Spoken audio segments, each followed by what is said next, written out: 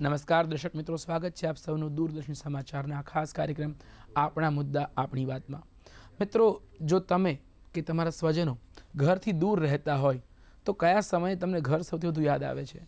કહેશો કે કોઈ પણ તહેવારની મોસમ હોય અને ગુજરાતનો એવો જ એક તહેવાર એટલે કે ઉત્તરાયણ આવ્યો છે અને ત્યારે આપણા સૌના સવાયા ગુજરાતી અને યશસ્વી વડાપ્રધાન નરેન્દ્રભાઈ ગુજરાતની મુલાકાતે આવ્યા છે. આમ તો એમની મુલાકાત એ ગુજરાત માટે ઉત્સવ જ બની જતો હોય છે. તો આ વખતે પ્રધાનમંત્રી નરેન્દ્ર મોદી અહીંયા આવ્યા છે તો કેવા કેવા નવા આયામો ખુલવાની શક્યતા છે, કે કેવા નવા આપણને ઉદ્ઘાટનો થયા છે, આ બધા વિશે આપણે વાત કરીશું. અને વાત કરવા માટે આપણી સાથે સ્ટુડિયોમાં ઉપસ્થિત છે વરિષ્ઠ પત્રકાર શ્રી જપન પાઠક. સ્વાગત છે જપનભાઈ આપનું. જપનભાઈ, જ્યારે આપણે વાત કરીએ છીએ કે પ્રધાનમંત્રી શ્રી આવ્યા અને આ એમની એક જ જગ્યાની મુલાકાત નથી, ચલો અમદાવાદની મુલાકાત લેવા આવ્યા છીએ, આ વખતે સોમનાથની પણ મુલાકાત થઈ છે અને લાંબી મુલાકાત રહી છે, એકાદ દિવસની 2 દિવસની મુલાકાત નથી. તો પહેલાં તો આપણે જાણીએ કે પ્રધાનમંત્રીશ્રીની મુલાકાત ક્યાં ક્યાં અને કઈ કઈ રીતે શું શું કાર્યક્રમો રહ્યા? જો નરેન્દ્રભાઈની ગુજરાતની મુલાકાતો હંમેશા બહુહેતુક હોય છે, બહુરંગી હોય છે, બહુ આયામી હોય છે. જી.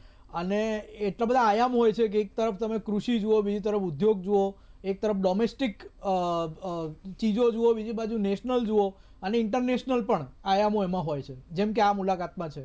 તો નરેન્દ્રભાઈની આ મુલાકાત શરૂ થઈ સોમનાથથી અને સોમનાથમાં આપણે જાણીએ છીએ કે સોમનાથનું જે પુનઃનિર્માણ થયું એને 75 વર્ષ પૂરા થયા અને એની સાથે સાથે સોમનાથનો જે વિધ્વંસ મહમૂદ ગઝનવીએ કર્યો હતો એની 1000 વર્ષ થયા છે. તો સ્વાભિમાન પર્વની ઉજવણી માટે નરેન્દ્રભાઈ પ્રભાસ પાટણ સોમનાથમાં આવ્યા. ત્યાં તેમણે પૂજા અર્ચના કરી, ત્યાં લેસર શો જે જોયો, એમણે ડ્રોન શો જોયો રેધર, કે જેમાં 3000 જેટલા ડ્રોન વપરાયા હતા અને આકાશમાં એક ચિત્ર ઊભું કર્યું હતું.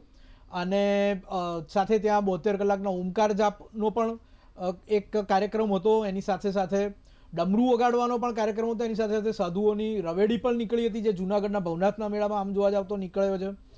એ સિવાય સોમનાથમાં વડાપ્રધાનનું ઉદ્બોધન પણ થયું સ્વાભિમાન પર્વ નિમિત્તે. અને ત્યાર પછી વડાપ્રધાનની મુલાકાત રહી.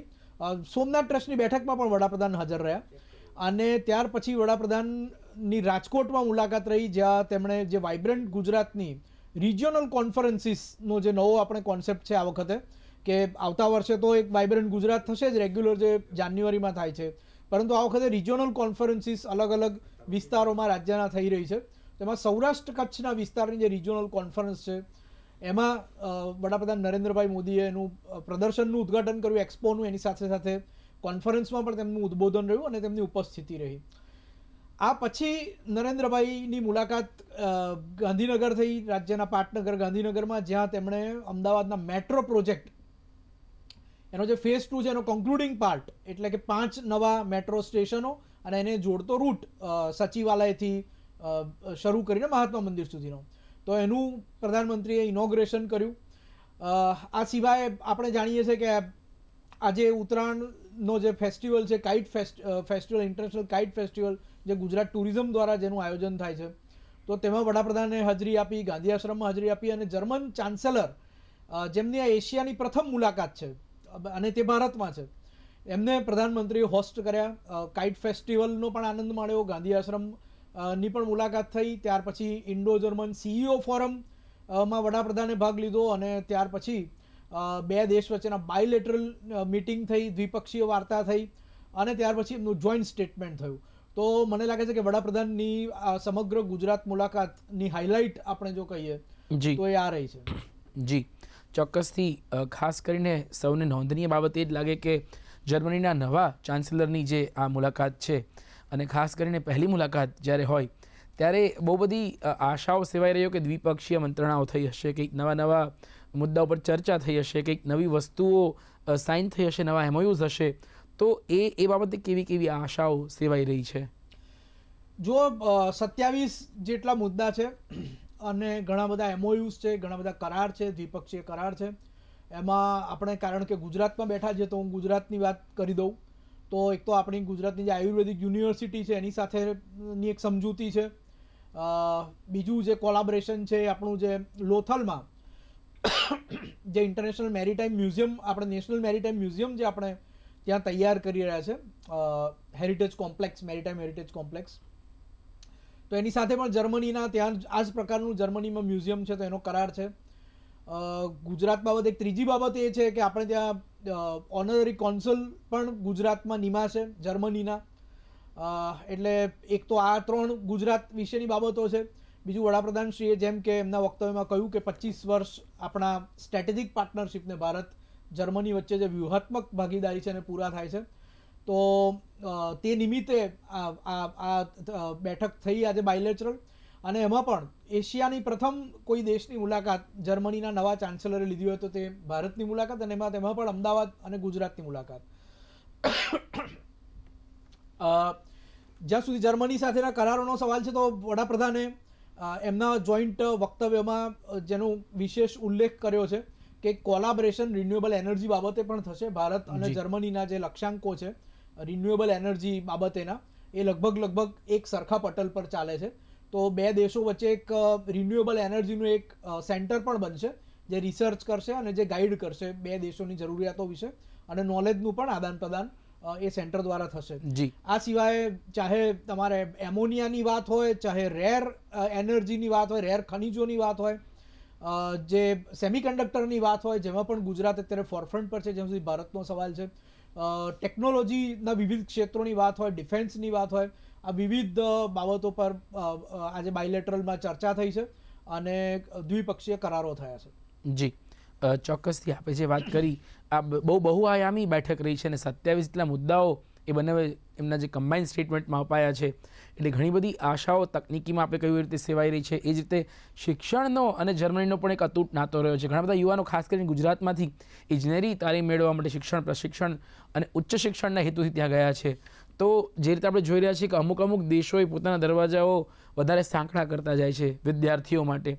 એ વખતે જ્યારે જર્મનીના ચાન્સલર અહીં આવી રહ્યા છે ત્યારે શિક્ષણ ક્ષેત્રે શું નવી પોલિસીસ ભારત માટે કંઈ ખાસ આવવાની શક્યતાઓ આપ સેવી રહ્યા છો? જો જર્મનીના જે ભારતમાં રાજદૂત છે એમણે એક વખતે આ નિવેદન આપ્યું છે કે અન્ય બીજા બધા દેશમાંથી જે જર્મનીમાં લોકો આવતા હોય એની સરખામણીમાં ભારતમાંથી જે વિદ્યાર્થીઓ જાય છે ખૂબ જલ્દી ભળી જાય છે ત્યાંના કલ્ચરમાં, અને એમનું કોઈ ન્યુસન્સ નથી હોતું. નો ન્યુસન્સ નો નોનસેન્સ. એ લોકો એકદમ ભળી જાય છે અને એકદમ શિસ્તબદ્ધ રીતે જર્મનીમાં એ લોકો રહેતા હોય છે, અને જર્મન્સને એમનાથી કોઈ ફરિયાદ નથી હોતી. એ તેઓમાંના જ એક, જેમ પારસીઓ આપણે કે દૂધમાં સાકરની જેમ ભળી જાય છે, એમ આપણે અહીંથી જે વિદ્યાર્થીઓ જાય છે કે જે ઇમિગ્રન્ટ્સ જાય છે તો તેઓ જર્મનીમાં ખૂબ સારી રીતે ભળી જાય છે. આવી જર્મનીમાં એક ઇમ્પ્રેશન છે. અને એના જ એક્સટેન્શન રૂપે ભારતમાંથી કઈ રીતે સ્કિલબદ્ધ યુવાનો કે જેની જર્મનીને જરૂર છે એમનું મોબિલાઇઝેશન વધારે સુગમ અને સરળ થાય, બેઉ પક્ષે ફાયદો થાય. જર્મનીને જે સ્કિલ જોઈએ છે, સ્કિલ મેન પાવર જોઈએ છે તે મળે, અને ભારતના જે યુવાનો ત્યાં જાય છે તો એમને બહેતર ઓપોર્ચ્યુનિટીઝ મળે ને વધારે સ્ટેબિલિટીઝ મળે. આપણે જાણીએ છીએ કે ઇમિગ્રેશન, વિઝા, આ બધી પોલિસીમાં જેટલી સ્ટેબિલિટી હોય એટલા આપણા લોકો ત્યાં વધારે સારી રીતે અને સ્થાયી રીતે ત્યાં સેટલ થઈ શકે અને પોતાની સેવાઓનો લાભ આપી શકે. તો જેમ કે આપણે અમેરિકામાં જે જોઈએ છે અત્યારે H1નું જે ટર્બ્યુલન્સ ચાલે, અનિશ્ચિતતા ચાલે, તો જર્મનીમાં એક સ્ટેબલ વાતાવરણ મળે વિદ્યાર્થીઓને, આપણા જે જાય છે આગળ, જે લોકો ત્યાં નોકરી પણ કરતા હોય પોતાની સ્કિલના આધારે એ લોકોને. તો એ માટે એક મોબિલાઇઝેશનનું એક ફોર્મેટ નક્કી થાય, એની વાતચીત પણ આજે થઈ છે. પણ આની સાથે સંલગ્ન એક બીજી વાત તમને કરી દઉં, જ્યાં મોબિલાઇઝેશનની જ વાત છે, તો કે જે ટ્રાન્ઝિટ વિઝા જે છે એમાં પણ હવે જે ભારતીયો જે જર્મનીથી ટ્રાન્ઝિટ થતા હશે એમાં એમને વધુ સુગમતા રહે એ માટેની પણ આજે જે દ્વિપક્ષીય વાર્તાલાપના અંતે જે મુદ્દા જાહેર થયા છે એમાં એનો પણ સમાવેશ થાય છે. જી, જપનભાઈ, સોમનાથ મંદિર, સોમનાથની જે જગ્યા છે એની સાથે કંઈક અલગ સંબંધ છે સરકારને એવું લાગે છે, કેમ કે હમણાં જ થોડા વર્ષો પહેલાં સૌરાષ્ટ્ર તામિલ સંગમમ થઈ ગયું અને એક અલગ જોડાણની વાત થઈ કે તમિલમાં કઈ રીતે સૌરાષ્ટ્રના લોકો વસ્યા છે પણ મૂળે તેઓ ગુજરાતી છે વાળી વાત જે છે એને એક રીતે ઉજવવામાં આવી, અને સૌરાષ્ટ્રમાં જ સ્થિત સોમનાથ મંદિરના આ સ્વાભિમાનના 1000 વર્ષ ઉજવવાની વાત આવી. અને એ નૃત્ય ખાલી ભારતના નહોતા, ત્યાં થતા નૃત્યો એ આખા ભારતને જોડી રહ્યા હતા. તો કઈ રીતે તમે આ વસ્તુને જોઈ રહ્યા છો? સાંસ્કૃતિક રીતે સોમનાથ મંદિરે દેશને જોડવાનું કાર્ય કરી રહ્યું છે. એક ટાઈમે એક બહુ મોટી યાત્રા પણ સોમનાથથી જ નીકળેલી, જેણે ભાજપને બહુ અલગ રીતે દેશમાં સ્થાન અપાવ્યું છે. તો સોમનાથ સાથે તમે કઈ રીતે આ વસ્તુ જોઈ રહ્યા છો? જો જ્યાં સુધી તમિલ સંગમમની વાત છે, દ્વારકા અને સોમનાથમાં તમિલ સંગમમના ખૂબ ભવ્ય કાર્યક્રમ થયા હતા અને એક ભારત શ્રેષ્ઠ ભારતને અનુરૂપ હતા. અને તમને કહું કે આખા ભારતને એક કરનાર કોઈ પરિબળ હોય તો એમાં એક આપણા 12 જ્યોતિર્લિંગો પણ છે. તો 12 જ્યોતિર્લિંગોની જે યાત્રા પર જાય એ આખું ભારત ભ્રમણ લગભગ કરી દેતા હોય છે. હવે તમિલનાડુ જેવો પ્રદેશ છે, પણ તમિલનાડુ કેટલો દૂર છે આપણાથી, કેટલાય કિલોમીટર્સ દૂર છે, કેટલાય વચ્ચે રાજ્યો આવી જાય છે. ટ્રેનમાં તો એની મુસાફરી કરો તો પણ તમારે 1-2 રાત ટ્રેનમાં કાઢવી પડે. પરંતુ એ તમિલનાડુના ચેન્નઈના મ્યુઝિયમમાં હું ગયો હતો, ત્યાં આપણા દેવી દેવતાઓની એટલી બધી જૂની મૂર્તિઓ છે, અને ત્યાંના મ્યુઝિયમમાં જાઓ તમે તો તમને રીતસર ખબર પડે કે આખું ભારત કેટલું એક છે. તમે કાશ્મીરના મ્યુઝિયમમાં જાઓ કે ચેન્નઈના મ્યુઝિયમમાં જાઓ, તમને દરેક ઠેકાણે શંકર ભગવાનની મૂર્તિ જોવા મળશે, શિવલિંગ જોવા મળશે, ગણપતિ જોવા મળશે. તો આ આખું જે ભારતને એક કરનાર જે સાંસ્કૃતિક સ્પિરિચ્યુઅલ તત્વ છે એની આમાં વાત છે. અને આપણે જોયું હશે કે માધવપુરનો જે મેળો, જે ગેડનો મેળો અગાઉ એકદમ શાંત રીતે થતો હતો, લોકલાઇઝ થતો હતો, પરંતુ એમાં પણ જ્યારે નરેન્દ્રભાઈને એમાં રસ પડ્યો માધવપુરના મેળામાં, અને એમણે નોર્થ ઇસ્ટ એટલે કે ભારતનો એકદમ જે પૂર્વ વિસ્તાર છે અને પશ્ચિમનો કાંઠો એટલે કે માધવપુર, એ બંને ના લોકોને એક કરી દીધા. ત્યાંથી નોર્થ ઇસ્ટથી આજે ટ્રેનો ભરીને સ્પેશિયલ ટ્રેન્સ ચલાવવામાં આવે છે. એટલા બધા સેંકડો જેટલા કલાકારો આવે છે અને માધવપુરના મેળામાં ભાગ લે છે, કારણ કે જે કૃષ્ણ રૂકમણીનું ઓરિજિન નોર્થ ઇસ્ટ ગણવામાં આવે છે. તો એમાં પણ એક ભારત શ્રેષ્ઠ ભારત ની ભાવના છે.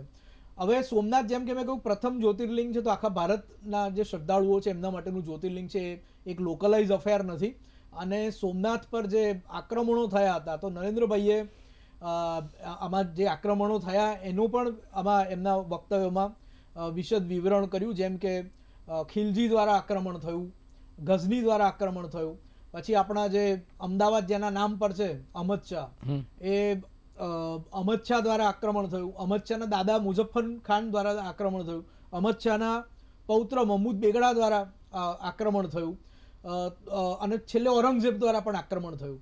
તો વડાપ્રધાને એમના વક્તવ્યમાં જે મેઇન 2 વસ્તુઓ જે સોમનાથમાંથી જે મેસેજ આપ્યો છે, એમાં એક મેસેજ એ છે કે આ સોમનાથ પર જે હુમલા થયા એ વિધ્વંસ અથવા આપણી હાર સાથે જોડાયેલા નથી, એના પ્રતીક નથી, પરંતુ આપણા વિજય સાથે, આપણા શૌર્ય સાથે જોડાયેલા એક પ્રતીક છે. કારણ કે આટલા બધા હુમલાખોરો આવ્યા અને સતત સોમનાથ મંદિર પર આક્રમણ કર્યું, પરંતુ છેવટે તો આજે એ લોકોનો કોઈ અતોપતો નથી. ઇતિહાસની ફૂટનોટ્સમાં છે એ બધા, ક્યાંક ઇતિહાસના કેટલાક પાનામાં સમાઈ ગયા છે, પણ સોમનાથ મંદિર આજે ભવ્ય ઊભું છે અને એના ઉપરનો ધ્વજ તો આજે પણ ફરકી રહ્યો છે. તો એકચ્યુઅલી આ ત્રિશૂળ, તલવારો સામે ત્રિશૂળના વિજયનો, અથવા એક રીતે કહેતો આપણા શૌર્યનો આ પ્રતીક છે, ન કે આપણી હારનું પ્રતીક છે. કારણ કે 1000 વર્ષ વીતી ગયા હુમલાના, ગઝની આજે શોધે જડતા નથી. ગઝનીના ફોટોગ્રાફ્સ પણ તમે જુઓ તો આજે ક્યાંય એમાં કોઈ ભવ્યતા નથી, પરંતુ સોમનાથ મંદિર તો આજે ભવ્ય ઊભું છે. એનું ઉપર ત્રિશૂળ ને ડમરું પણ સોનાનું છે, અને એના શિખર પર પણ સોના કળશો છે, અને એનું ગર્ભગૃહ પણ આજે સોનાનું છે. તો ભવ્યતા સોમનાથની તો આજે ઓર ભવ્યતા થઈ છે. અને સામે જે ગઝનવી અને ઔરંગઝેબ ને આ બધાનો કોઈ અતોપતો આજે છે નહીં. તો એક ભાવના વડાપ્રધાનને જેની જે સોમનાથની સ્વાભિમાન ની જે આખી સ્વાભિમાન પર્વની વાત છે, અને એ પણ આખા ભારતમાં ઉજવવાનું છે, માત્ર સોમનાથમાં નથી ઉજવવાનું. અને વડાપ્રધાનની ટાઈમલાઈન પણ આપી છે કે આપણે આ સમગ્ર વર્ષ દરમિયાન આખા ભારતમાં આ સ્વાભિમાન પર્વ ઉજવવાનું છે. જપનભાઈ, જે રીતે આપ વાત કરી રહ્યા હતા કે કઈ રીતે સ્વાભિમાનની ઉજવણી છે, આ આપણી કોઈ પરાજયની ઉજવણી કે એ કોઈ શક્યતા જ નથી, પરાજય કહી જ ન શકાય, કારણ કે ઇતિહાસના પન્નામાં સ્વર્ણ અક્ષરે સોમનાથ લખાયેલું છે, અને એ સ્વર્ણ જડિત મંદિર આજે પણ ત્યાં જ ઊભું છે. આપણે વાત કરીએ કે કઈ રીતે આજે આ પ્રસંગ આપણે ઉજવ્યો, એમાં ઘણા બધા બીજા પ્રસંગો છે, જેમ કે વલ્લભભાઈની 150મી જયંતિ ઉજવાઈ રહી છે, જેમણે 75 વર્ષ પહેલાં આ મંદિરનું પુનઃનિર્માણ કર્યું હતું. તો વલ્લભભાઈએ દેશનું પણ એવું જ એક નિર્માણ કર્યું હતું, અને દેશને જોડવાની વાત આપ કરી રહ્યા હતા કે આખા આ ઉજવણીમાં આખા વર્ષ દરમિયાન કઈ રીતે આપણે અલગ અલગ રાજ્યને જોડવામાં આવી છે. તો એ વિશે વધારે આપણે માહિતી મેળવીએ. જો એટલે જેમ કે મેં અગાઉ કહ્યું, વડાપ્રધાનના 2 મુખ્ય મુદ્દા હતા. એક તો આ આપણું શૌર્યની આખી ગાથા છે, આમાં કોઈ ડિફીટની વાત નથી. અને જેમ કે કેટલાક વિતંડાવાદી ઇતિહાસકારોએ આને ઓપ આપ્યો, એવું નથી. અને બીજી વાત જે વડાપ્રધાન કહેવા માંગતા હતા કે જેમ સોમનાથનું પુનઃનિર્માણ થયું અને ગ્લોરિયસ સોમનાથનું મંદિર આજે પણ ઊભું છે, એ રીતે ભારત પણ ભવ્ય, સમૃદ્ધ જે એક સમય હતું 2047 સુધીમાં આપણે ફરીથી એને એક સમૃદ્ધ દેશ બનાવવાનો છે, એક ડેવલપ કન્ટ્રી બનાવવાનો છે અને એમાં પણ આપણે લાગી જવાનું છે. એટલે સોમનાથનું જે પુનઃનિર્માણ, સોમનાથની જે ગ્લોરી પુનઃ બક્ષી વારંવાર, છેલ્લે સરદાર પટેલે એનું પુનઃનિર્માણ કરાવડાવ્યું. એ પહેલા અહિલ્યાબાઈ હોલકર હતા, કુમારપાળ હતા, ભીમદેવ. તો એ જ રીતે ભારતને પણ 2047માં આપણે આ જ રીતે જે એની ગ્લોરી છે, જે એક જમાનામાં હતી, એ ગ્લોરી પાછી પુનઃસ્થાપિત કરવાની છે. ઇન અ સોર્ટ ઓફ કે એને ડેવલપ નેશન બનાવવાનું છે ને એ માટે આપણે કામ કરવાનું છે. જી હા, આ મંદિરના પુનઃનિર્માણને 75 વર્ષ થયા છે. સરદાર પટેલનું પણ 150મું વર્ષ ચાલે છે. ગઝની દ્વારા જે એટેક કરવામાં આવ્યો હતો એને 1000 વર્ષ થયા છે. તો આ બધી જ ચીજો તો એમાં છે જ. વડાપ્રધાને એમના વક્તવ્યમાં, જેમ કે મેં કહ્યું કે ઇતિહાસકારોએ એક એવી મિથ્યા પણ ફેલાવી હતી કે સોમનાથનું મંદિર એમાં કોઈ ધાર્મિક આક્રમણ ન હતું, પરંતુ પ્લન્ડર, એને લૂંટવા માટે આક્રાંતાઓ આવ્યા હતા. તો એ જે ઇતિહાસમાં જે ખોટી વાત મૂકવામાં આવી છે એનું પણ વડાપ્રધાને ખંડન કર્યું. વડાપ્રધાને તેમના વક્તવ્યમાં, જેમ કે આપણે સરદાર પટેલની વાત કરી પુનઃનિર્માણના સંદર્ભમાં, તો જાન સાહેબને પણ યાદ કર્યા એમના વક્તવ્યમાં. એ સાથે સાથે વડાપ્રધાને હમીરસિંહ ગોહિલ અને વેગડા ભીલ, કે જ્યારે શૌર્યની વાત ચાલે છે ત્યારે યુવાન માથાઓ જેણે મૂક્યા છે સોમનાથની સખાતે, સોમનાથની સખાતે જેઓ લડ્યા, જેઓ બલિદાન આપ્યું, તેઓ સૌને પણ વડાપ્રધાને તેમના વક્તવ્ય દરમિયાન યાદ કર્યા છે. હા, આજે પણ સોમનાથ જ્યારે આપણે જઈએ ત્યારે હમીરજી પહેલા આવે છે, જેમનો ભાલો લઈને ઊભા છે. હમીરસિંહ ગોહિલની પણ ત્યાં પ્રતિમા છે અને સરદાર પટેલની પણ પ્રતિમા છે. અને તમે સોમનાથના મુખ્ય રસ્તા પર જશો મંદિર વાળા, તો તમને સાઉથ ઇન્ડિયન સ્ટાઇલનું એક મંદિર પણ દેખાશે, જે આપણે એક ભારત શ્રેષ્ઠ ભારતના રેફરન્સમાં વાત કરી. ખૂબ મોટી સંખ્યામાં અહીંયા દક્ષિણ ભારતથી, બંગાળથી, બધા જ વિસ્તારોમાંથી 12 મહિના પ્રવાસીઓ આવતા હોય છે. અને એક આપણે કહેતા હોઈએ કે તાજમહેલ, જેમ આપણે ટુરિઝમ એટ્રેક્શનની વાત કરીએ તો તાજમહેલ આપણી સામે પહેલા આવે વર્ષોથી, પરંતુ તેના કરતાં પણ વધારે લોકો સોમનાથ, અનેક ગણા વધારે લોકો સોમનાથ આવે છે. જી જી જી. અને આપણે વાત કરી ત્યારે પ્રવાસનને લઈને ઇન્ટરનેશનલી આ જગ્યાઓ ફરી ધ્યાનમાં આવશે, કારણ કે આપણે 1000 વર્ષ સોમનાથના ઉજવીએ, એના બીજા જ વર્ષે જર્મનીના ચાન્સેલર અહીંયા આવતા હોય, તો ઇન્ટરનેશનલી કાઇટ ફેસ્ટિવલને પણ મે બી હાઇપ મળવાની શક્યતા છે કે લોકોને એટ્રેક્શન પોઈન્ટ વધે. અનેક દેશોના પતંગબાજો અહીંયા આવીને મુલાકાત લેતા હોય છે, પતંગો ઉડાવતા હોય છે, પેચ લડાવતા હોય છે. તો ટુરિઝમને પણ મને લાગે છે કે આંતરરાષ્ટ્રીય કક્ષાએ અમુક બેનિફિટ્સ થશે. જો પહેલાં સોમનાથની વાતના સંદર્ભમાં આ વાત તમે આગળ કીધી, તો હું કહી દઉં કે એક સમય આ સોમનાથ હોય કે ગીરનું જંગલ હોય કે દ્વારકા હોય, ત્યાં સારી હોટલ્સ નથી. એક આપણે ગીરમાં એક જંગલ ખાતાનો જે લોજ હતો, આજે પણ છે જી, અને બીજે બધા નાની નાની તમને ગેસ્ટ હાઉસ કે ધર્મશાળા પ્રકારની હોટલ્સ મળતી. આજે તમામ ઠેકાણે સારું ઇન્ફ્રાસ્ટ્રક્ચર છે, 5-10 ચોઈસ છે. તમારે દ્વારકા રહેવું હોય તો, સોમનાથ રહેવું હોય તો. ને એ ખુશ્બુ ગુજરાતની કેમ્પેઇન જે નરેન્દ્રભાઈ મુખ્યમંત્રી હતા જી, અને પછી ચલાવ્યું, એના પગલે પગલે પ્રવાસીઓની સંખ્યા ખૂબ વધી, અને પ્રવાસીઓની સંખ્યા વધી તો પાછળ ઇન્ફ્રાસ્ટ્રક્ચર બનાવી, લોકોએ રોકાણ પણ કર્યું કે આમાં કમાવાનું થશે, એટલે સારી હોટલ્સ પણ બની, સારું ઇન્ફ્રાસ્ટ્રક્ચર પણ બન્યું. આ જ સિરીઝમાં આજે આપણે કાઇટ ફેસ્ટિવલની વાત કરીએ તો આ ઇન્ટરનેશનલ કાઇટ ફેસ્ટિવલ તો રિવરફ્રન્ટ પર ઘણા વર્ષોથી યોજાય છે. નરેન્દ્રભાઈ મુખ્યમંત્રી હતા ત્યારે યોજાતો હતો, અને તેઓ આ જ રીતે ખુલ્લી જીપમાં પતંગ ચગાવતા હતા. આ બધું અમે પત્રકાર તરીકે જોયેલું જ્યારે મુખ્યમંત્રી હતા. પરંતુ આ વખતે તો કંઈ વિશેષ આયોજન થયું છે, જે પ્રમાણેનું આજે મ્યુઝિક આખું આપણું જે કન્વેન્શનલ મ્યુઝિક છે એ બેઠા, કોઈ સારંગી હોય, કંઈક તબલા હોય, એ સાથે સાથે જે આખો પોળનો જે આજે ગેટઅપ ઊભો કરવામાં આવ્યો હતો, છે કે તમને એવું લાગે કે જાણે તમે પોળમાં ઉત્તરાયણ મનાવી રહ્યા છો. કારણ કે અસલ ઉત્તરાયણ તો એ જ છે, અમદાવાદની પોળ કે વડોદરાની પોળ કે સુરતના કન્વેન્શનલ એરિયામાં.